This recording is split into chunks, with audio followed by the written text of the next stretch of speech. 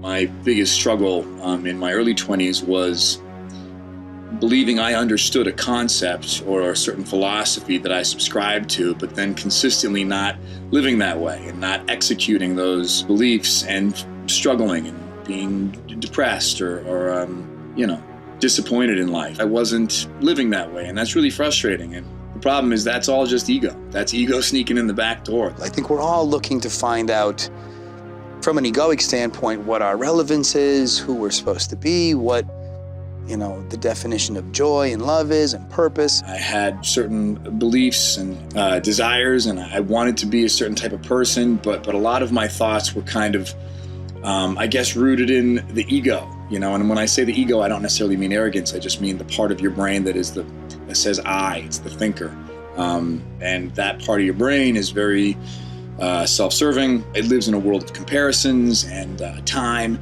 And none of these things are helpful. It just kind of would consistently take me out of a positive place. The man I wanted to be, or the man I thought I should be, or, you're basing who you are and what you think you should be on who you'll be tomorrow and who you were yesterday. And as we go through life and experience trauma, we build walls, defense mechanisms, and eventually you adopt them so deeply, they are activated on a daily basis, you start thinking that's who you are. We are not our thoughts. We all have to realize that the things that go on in our brain is not our true identity. How do you create separation between the two? Stillness. It's not, the idea of doership is misleading. To think, well, what do I have to do to get where I want to be? Right, people want to chase it. You think the person you are is out there, or that you don't have to do anything. Everything you want and need is in here right now. You just have to stop. For me, the most effective tool I've adopted is just trying to stay present. When you're in the moment, the part of your brain that thinks in terms of time just gets quiet, kind of doesn't exist anymore.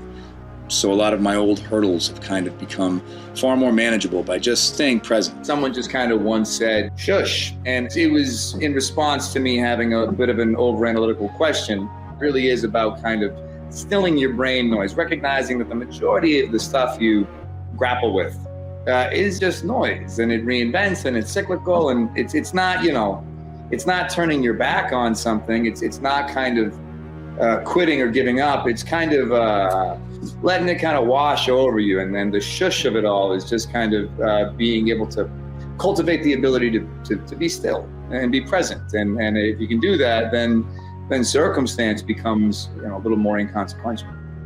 I'm scared that I won't get where I think I want to get. I'm scared that I won't know true happiness. I'm scared that I won't know true beauty or love, but I'm okay having those fears, but I also know at the same time that those aren't real fears. I really, really believe that's the ego talking, and that's okay, because my ego has been trained to speak for 34 years. I can't expect to all of a sudden delete it from the map today.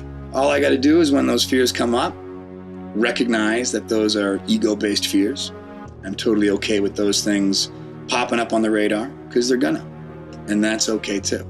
I think that mentality has gone a long way for me in terms of just surrendering to the moment, surrendering to where I am, and surrendering even to my failures. Your failures are okay too. I used to really be very hard on myself if I thought I wasn't accomplishing something or reaching a certain level. But be with your failures. They're just as educational and just as opening to the process as the successes. I probably started thinking this way when I was maybe 15, 16 years old. They say you don't really wake up from dreams, you wake up from nightmares. And not to say my childhood was a nightmare at all, by any means. But I certainly started to see a pattern, where whatever my struggles or challenges were at that age, if they were ever kind of met or satisfied, I started to see how the next day my brain found new struggles and challenges to be at odds with. And you start to realize how amazingly resilient that part of your brain is, that can just create conflict and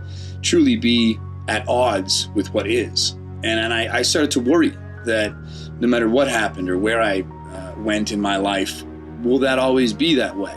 So for me, it's a matter of being perfectly okay exactly where I am and practicing. It's like if I was going to try and pick up a sport, I'm not going to be amazing tomorrow. Today, I just have to dribble. Just got to dribble the ball. And if the ball gets away from me today, it's okay.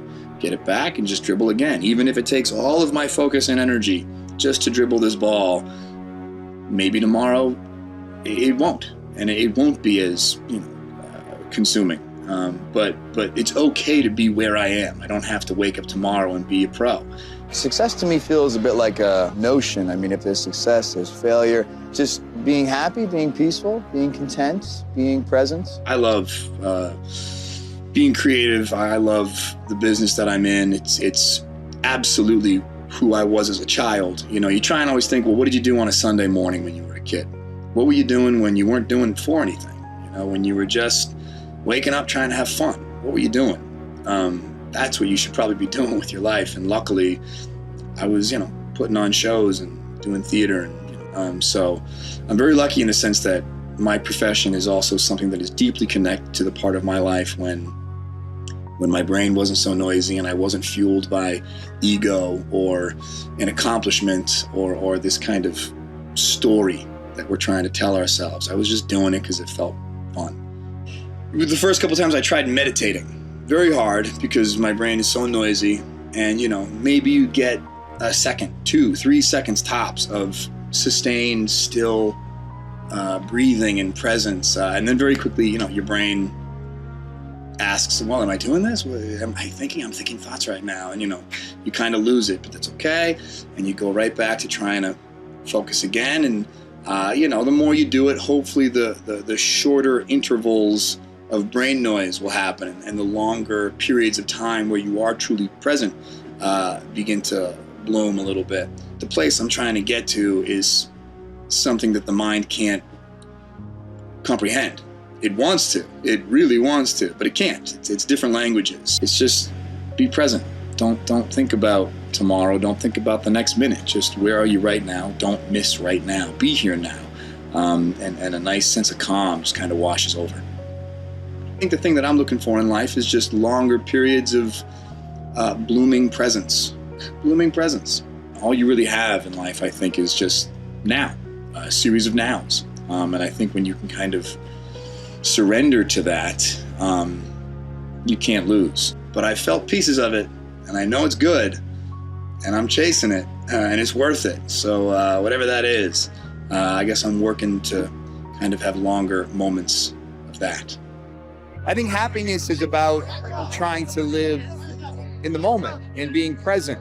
A lot of our suffering, I think, comes from analyzing the past and worrying about the future and living in our mistakes as if that's who we are. But if you're able to be present and still those egoic thoughts, I think you can tap into happiness.